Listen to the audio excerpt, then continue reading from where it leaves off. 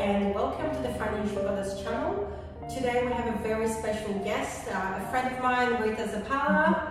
Hi Rita. Hi Margaret, how are you? Good, thank you. How are you? Very good. Rita is our expert on this channel. She is a certified financial planner. In fact, I would dare to say the best one that we've dealt with. And she's also a published author. We've got her book here. Today's Profits, Tomorrow's Freedom. So without further ado, I will start asking you some questions. We can get your expert input into it. Please tell me, what are the top 1 to 3 financial concerns of your generation? My generation, so I will say my age. I'm actually 54. I'm a bit unusual though for my age because I'm actually semi-retired, which is very unusual, I feel, for most people. My concerns for me at this stage of my life is actually making sure I'm going to have a regular income now that I have stopped work. Despite the fact that my husband's still working at the moment, I'm starting to contemplate that and making sure that I don't outlive my money and making sure that the money will last for my retirement. And given I am retiring so early at 54, making sure I have enough money for age 80 or age 90. And I suppose like anybody else, just make sure that my super is performing and not going backwards. So they're probably the major financial concerns. Yes, I am worried about inflation and cost of living, but I'm hoping that having the money invested the way I have, hopefully I'll ride that okay. But yes, that wasn't planned when I set my retirement date that we'd have a Ukraine war and have interest rates going up and petrol prices going up and everything's increased. Right. And no one can plan for it. And I think one of the things that you've mentioned in terms of your age, and thank you for sharing that, being 54 years old, you're not eligible for government old age pension, you're not eligible to even touch your super funds, right? So there is an additional concern for anyone watching, for any viewer, if you're planning to retire before 60, you really need to think about your other options. Do you feel, based on your own experience and that of your friends, that women have equal opportunity or play field when it comes to career and education opportunities? That's a hard question. I've never felt held back. I'm going to be really honest. I've never felt held back on the opportunities available to me. However, having said that, like any other female, and often you only find out after the event, is that you probably were underpaid because it's such a silent thing. You're not to discuss your pay at work. Only afterwards do I find out that my male colleagues were offered commission, for instance, in the financial planning job, whereas I had never had that opportunity and I was bringing work in. So I was a bit annoyed and frustrated. I was on a good salary at that time, and I can't complain about the salary, but so were the other men in the business as well. I think women, it's a double-edged sword because I took time out when I had my children. I was fortunate my husband was happy for me to have 9 months, 10 months out and not be working while I stayed home with children. But then when you go back to work, you're at a lesser pay rate. You're only a part-time worker, so you're not earning as much. Therefore, your super's not growing as much. Having said that, one of the things I've often said to women, those times that you may take 4 or 5 years to be home while the children are young before they go back to school, if you do that, don't get too frustrated. I think sometimes we put a lot of pressure on ourselves to keep going forward. I try to say to people, don't go backwards. If you can just at least maintain and stay at that level with your home line, like you're not growing your home line, keeping it and maintaining it. Even if you go sideways, it's an awful way to say it, but you're not going backwards in life. Those 4 or 5 years, there's other things in life that are just as important. And I don't think everything should always just be about the financial side. So your mental and family happiness, and it is an important time to be home with young children. If that is important to you, it was important to me. My career, I know, took a sidestep. But once the children were at school, I took off my career.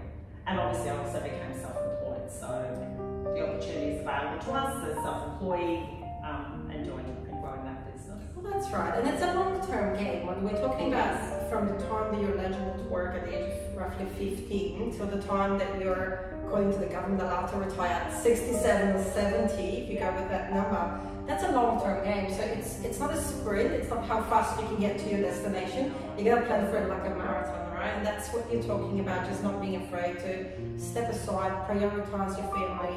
A lot of our female viewers will be in that situation. They might be planning family or having young kids and they're pulling their hair out, and that might not be great timing right now. And thinking about their superannuation and long-term planning becomes secondary to the current cost of living and the pressure. So I think most of our viewers could relate to that.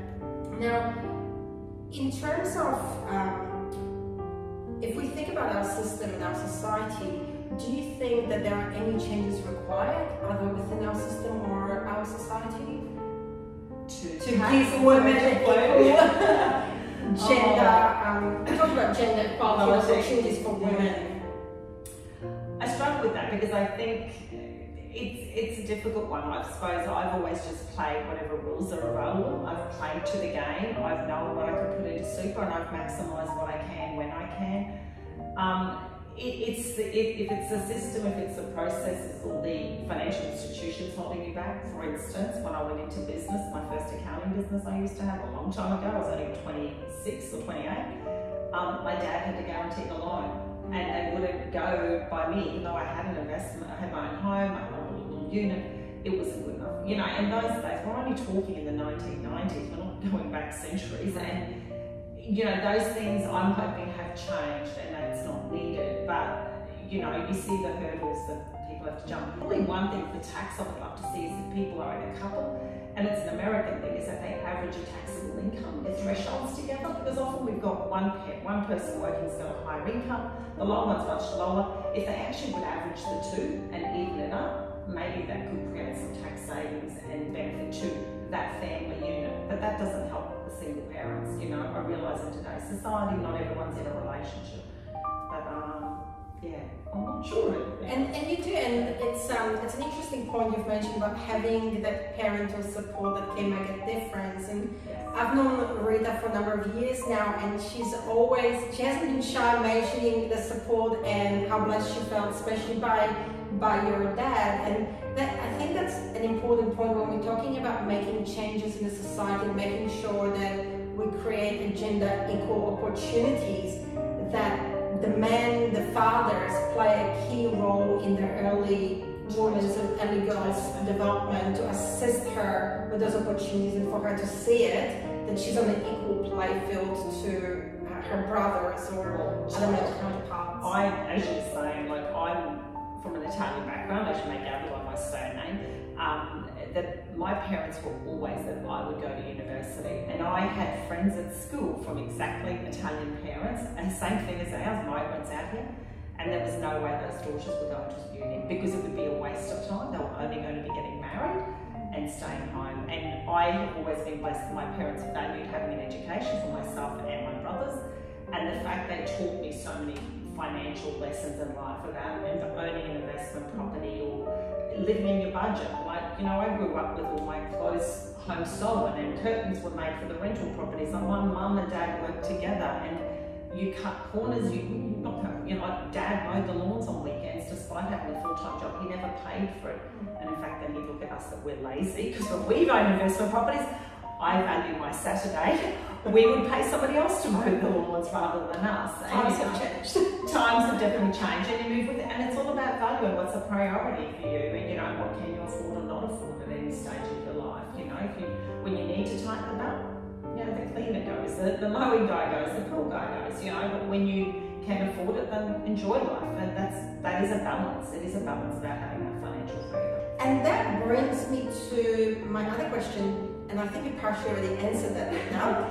Do you think that men should be involved in shaping those changes? Oh, totally. I think there's no way we can change anything in society, whether it be in our family, in our financial institutions, or with the government, unless we've got buy-in from men and women, everybody together working. There's no way these changes would ever come about. And whether it be as your parent or whether you're as a husband or a partner in your life, you know, it doesn't matter.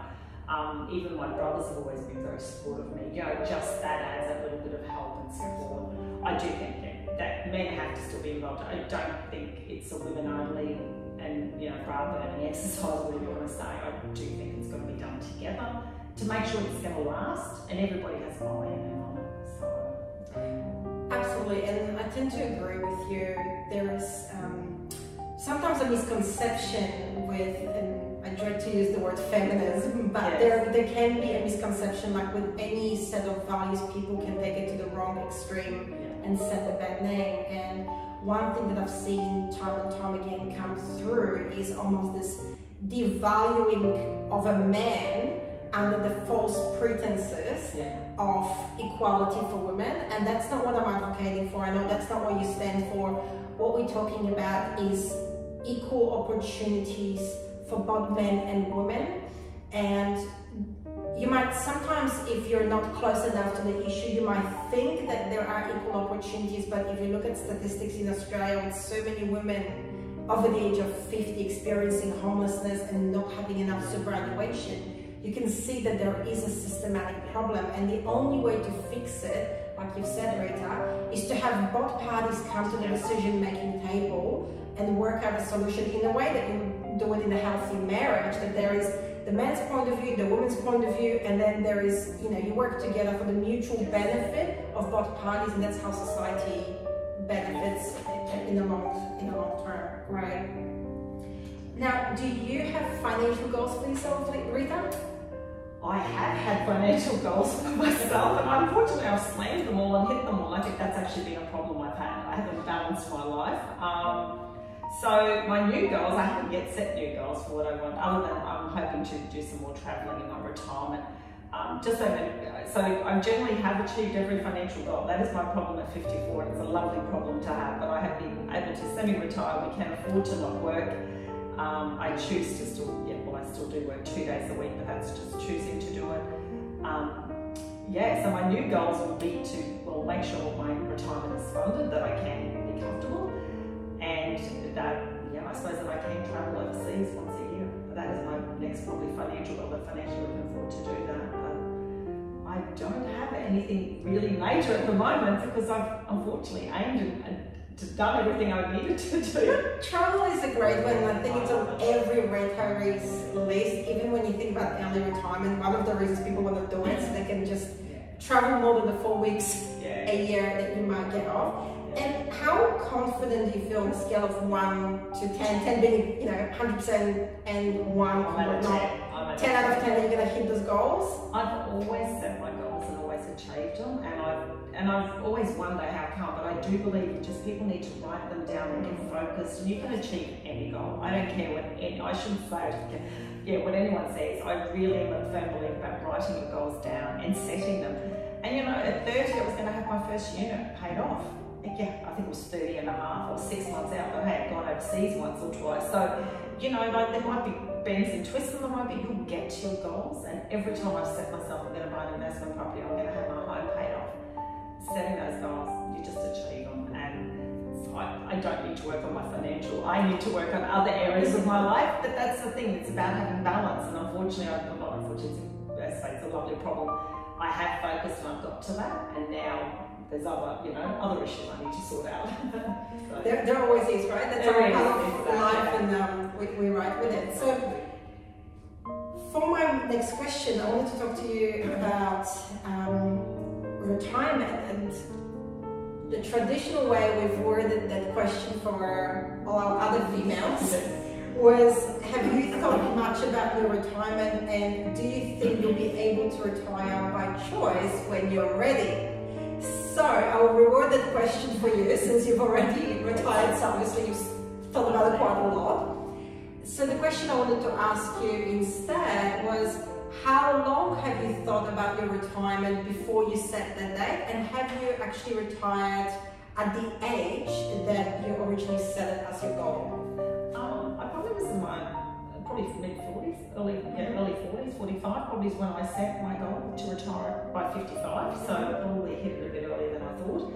And I suppose I'm not fully retired because as part of the sale of the business, I have to work 2 days a week. So probably though, by the time I'm 55, guess what? I should be fully retired. So you started working 10 years, it was probably 10 years ago. And I've got to say, the interesting thing, because I'm still being a financial planner and seeing clients, and even what I've seen over the last 5 years, is the minute I've said to clients what I'm doing, they will go, I want that, I want to be able to do that. And that's been the big change, because people come to me at 60, 65, and that's when they're starting to plan. They're leaving it too late. And in fact, that's my message to a lot of people, is You can retire earlier. You just need to do, as Margaret said, that you're going to have investment assets outside of super. And that's all we need to do. We've got a couple of investment properties. I've got a shared portfolio. We've got money to live on from 55 to 60. And then at 60, you're right, we're going to turn the super on and then we're going to live off our super money. And again, that's a nice sizable little pot of gold that we'll be able to do. Now, I know I'm blessed, but we've done the hard yards. We started early. We started at 25 and 30. I've always been saving. I've always contributed to super investments. And yeah, it's been there always in my mind because my parents were self-funded. My parents never relied on the age pension. And one of the things I always say to my clients, don't rely on the government. Great if you get $50 and $100 from the government, but relying on the age pension as a way to have a comfortable retirement is by no means a goal to aim for me. Absolutely, because you have no control over the government policies with the classic shift from 65 to 67, and then we're looking at 70 and how much they'll give you, and looking at your assets test and other income tests. It's not a guaranteed income that you can count on, but I think one of the important things that you have mentioned is the time frame of 10 years, and I really wanted to focus on that because a lot of the time people in their 20s and 30s don't even check from their pay slips if the employers put super in. They don't look at their superannuation statements, they don't see if they're making money, losing money, because they think retirement is so far away, and they kind of have this trust in the system that the pot is just rolling and things are just happening and I don't need to worry about it. And then, like you said, they get to 60 or 65, they go, I'm about to retire, or either by choice or health reasons, and all of a sudden they realize that they left it too late, and planning now, they've lost that time where they could have had cumulative balances and balance growing from their investments. I'm the same, I'm planning for early retirement as well. So I'm about to hit 40 and my goal is early retirement by the time I'm 50. But I'm like you, Rita, in that I can't just go from 0 to 100. And people sometimes, maybe some viewers might wonder, hang on, you said you semi-retired, but you're still working 2 days a week. It's so hard to switch off. If you're a workaholic, if you're used to spending your entire life throwing yourself out there and being passionate about something, you can't just lock the door, sell the business and walk out. So there is that transitional period, and often both myself and Rita, when we do talk to our clients, we say, give yourself that 5 years time frame, because you have to adjust to the slower pace of life. You have to establish your new identity, because most people create that identity around their occupation or around being a parent or around being a spouse, depending on your culture and life experiences. You're recreating a completely new identity, and at the same time finding new passions and hobbies and interests that you can throw yourself into, and that takes time. You can spend those 10 years financially preparing, and you can spend those 10 years preparing, sort of working on your interests, but you will change, your interests will change, times will change, and give yourself this first 5 years in retirement, cut yourself some slack and just reinvent yourself, have that relationship with yourself, rediscover who you are. Your priorities change. I mean, I'm going to have children. I've still got one child at home, but he's about to leave in another 12, 18 months, and my life is going to change completely. Yeah, you're absolutely right. And that's, I think, the thing I find with a lot of my clients. They're often too scared to retire because they don't know what will they do once they don't go to work, once they don't have that social network. That's the other side. People, their lives is their work. They don't have another social network of friends, or they don't have volunteer groups like Rotary or Mention or whatever. They don't have another outing, and work for them is their be all and end all. So it is very, very important to transition it and make it smooth. Absolutely. Now, do you think that there are any changes required within our system or within our society to make the retirement process or retirement planning any easier? Well, I think that's a hard one, because everyone could retire at whatever age. In fact, that's one of the first things I'll say to clients. Everyone seems to think they've got to retire at 65 or 67 when they can get the age pension. And it becomes a real surprise when I go to them. If you have enough money, you can actually retire when you like. And the younger you start, I've actually had to give my 15-year-old, my son's now 17, but at 15 or 14, I gave him that light bulb moment. He went, oh, well, I'm going to retire at 40. And I said, well, good on you with that, but go for it. But, if you've got enough, it's a catch-22. I do hope the government does not move the access to super from age 60. It is something they constantly talk about. I don't understand why they want to do that. To me, if you're 60, it's your money. Your super is your money. I agree it should be there for your retirement. I do hope they don't move that. I get about the age pension. That's the government's money. That's the government's rules. Us taxpayers have contributed. They can do what they want with that one because that's their money. But to me, our super's ours. I've been contributing since I was 25, 30. Actively my own money, not just what my employer was putting in. I've actively been throwing my own money into it because I know it's such a good investment vehicle and it's worked for me. So even though I can't touch it till I'm 60, I do hope that's one rule the government does not change or alter. And I do hope they don't tax it anymore. My one thing is I wish they'd stop touching and manipulating the super system, if that makes sense. From a retirement point of view, people need certainty about when they can access their super or the age pension, and they stop tweaking around the corners from that. And it makes it so hard for us as advisors when we work with our clients, because generally speaking, when you set up a self-managed super fund or you advise clients about the investments within the self-managed super fund, we are focusing on long-term strategies for them to benefit them in retirement. It's incredibly hard to plan long-term strategies if the government keeps on flipping back and forth on the policies with each federal budget or different elections. That's right, the leader of the day, because sometimes there is no grandfathering provisions. Sometimes it means that the super fund that have been compliant is no longer compliant, and rather than working in the best interest of our clients to maximize return on investment, we now have to be derailed to thinking, well, you're no longer compliant, the rules of the game have changed, we got to switch you back to investments that will make you compliant again. And I think that's a lot of missed opportunities, and I agree with you. If we just leave it alone, then it will build more trust for people in the system to actually want to contribute additionally as they can already. All right. Do you have anything else that you wanted to add in terms of the women's economic security?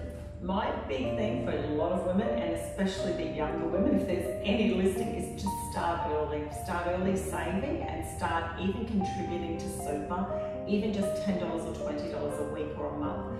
All those little amounts will add up. The benefit of super that most people forget about is the benefit of compounding. The fact that you've got contributions going in by you or your employer, leaving it, and those earnings growing on each other. Especially for young women who may be working before they stop work to have a family or before they're looking after elderly parents. If you've contributed earlier and you leave it grow, even if there's a couple of years you stop, at least your super has got the momentum then and it will impact. And my other pet one is for anybody in small business, is pay yourself your super. So many small business owners do not contribute to super, which was the reason I wrote my book.